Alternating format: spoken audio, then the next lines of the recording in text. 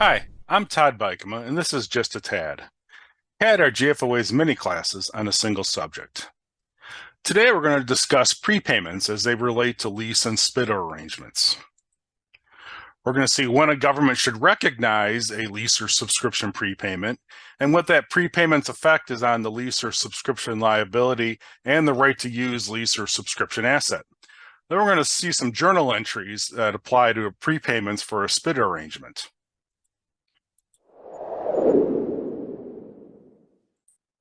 So you might have an insurance policy where you're supposed to pay the entire year's premium before that year begins. So you record a prepaid item for that. Similar to lease and SBITA arrangements, when we make payments before our lease or SBITA term begins, we're going to recognize a prepayment for that as well. Though for a lease arrangement, it's when our term begins when the lessee has access to the underlying asset. And for SBITA arrangements, it's when that subscription asset is placed into service. Now for SBITAs, you gotta be careful. We have a couple things going on. There could be a lot of time between when we enter into our SBITA arrangement and when that term begins because of all the implementation and development that's needed to get the subscription asset ready for service. And these are only applying to our payments made to our SBITA vendor. We might have other payments to other contractors to get the asset ready, or payments to our staff that we might be capitalizing later on, but those are not included as part of the prepayment for a SBITA arrangement. And just like for insurance, we have a prepaid item. We are going to recognize an asset for our lease or SBITA prepayments that we have. Now, the prepayments are not included in the initial value of our lease or subscription liability. But there are rules that apply to leases. We have GAAP guidance that says during the period of non-payment for a lease prepayment that we should be recognizing interest in those during those periods. So since the SBITA guidance is very similar to that of leases, by analogy, we're going to apply the same rules to our SBITA arrangements as well. We'll see what that looks like here. So we have a amortization table here. So we have a SBITA arrangement that we've set up where we had to pay 3 years, the first 3 payments at the inception of the SBITA. So our initial balance of our SBITA liability of $1,406,000 is the net present value of these seven payments, $250,000. And we're also including the other 2 years where we're not making a payment. Since this was a payment due at the beginning of the period, our very first payment wasn't included in the liability, and we're prepaying these next 2 years. So we're showing zeros to get our net present value of our liability. Then you can see as we go, the next 2 years, we're going to record interest in those periods of our prepayment. And you can see the balance growing each year. We'll talk more about that in a moment.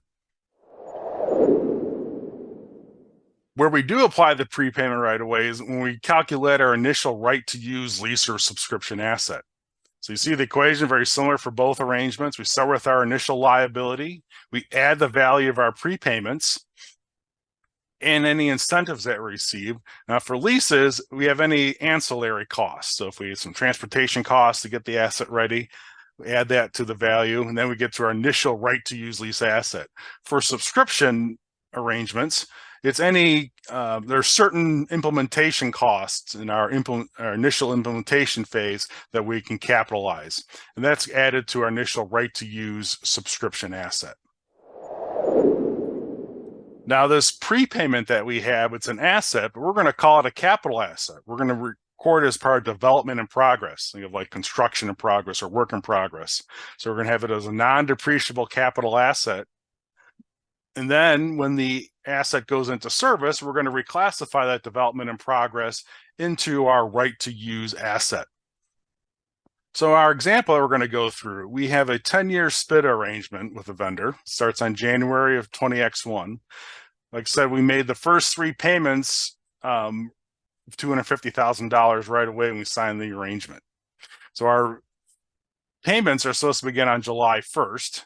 And then we have an interest rate of 3.75%.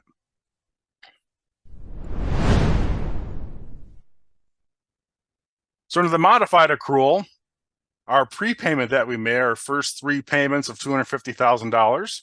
We're going to credit cash for the $750,000. Then we're going to hit a capital outlay expenditure for that prepayment. So we're not hitting prepaid items. We're going right to the income statement side. We're going to go to capital outlay expenditure. Now for our accrual basis, our government-wide statements, our proprietary funds, fiduciary funds, we're going to swap assets. We're going to reduce cash and we're going to increase development in progress, capital asset.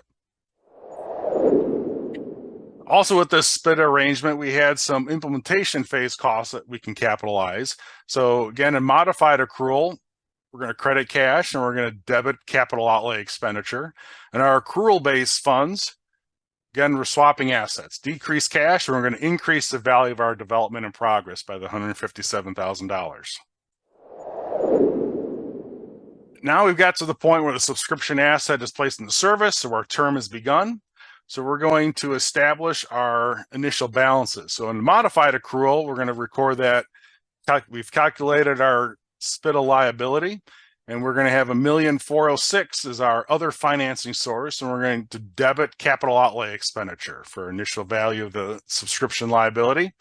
And then over on the accrual side, we record that liability of $1,406,000. Now we're going to decrease our development in progress because the asset's in service, and that's going to roll into our beginning value of our right to use subscription asset. So our beginning value for that is $2.3 million. Now remember, we're supposed to accrue interest during the prepayment. So when we get to the end of the first fiscal year, June 30 X2, we're going to record interest accrual for $52,762, which is our outstanding subscription liability of $1,406,000 times our interest rate of 3.75%. Now GAAP requires that the interest payable be separate from our subscription liability. So record that in its own line item. And then we're going to repeat that process the next 2 years because our liability, we're still in that prepayment cycle. So at the end of the second year, now we have our balance, end of the first year, our total balance outstanding is $1,459,000. And we're going to take that amount, times it by our interest rate at the end of year X3, and we're going to have another balance now of $54,000 of interest that we're adding. And then when we get to the end of fiscal year X4, we're going to do the same process. We have $1,500,000 outstanding times by our rate. We're going to have $56,793 in interest outstanding. So at the end of June 30 X4, you can see our total outstanding balance is our subscription liability of $1,406,000 plus our interest of $164,000.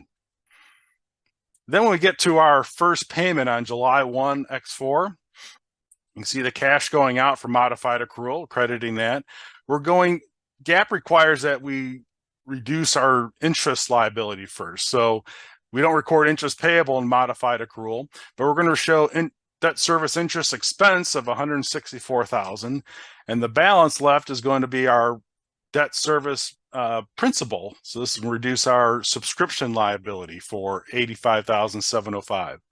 So you can see on the accrual side, cash going out, and we're just going to reduce those two liabilities. So in this situation, our first payment is actually eliminating all the interest that's accrued on this subscription liability.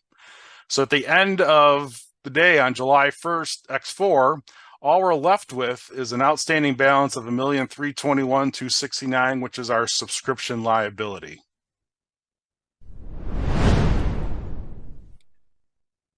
Now, GFOA has developed some tools and resources for leases and SBITAs. You can see it on our website here. We also have a specific one we created for rent holidays, which you can apply to the prepayments as well. And you can to calculate your initial lease or subscription liability. I hope this has been helpful. If you have any topics you'd like us to discuss in the future on a TAD, please email us and we'll be happy to help. Thank you.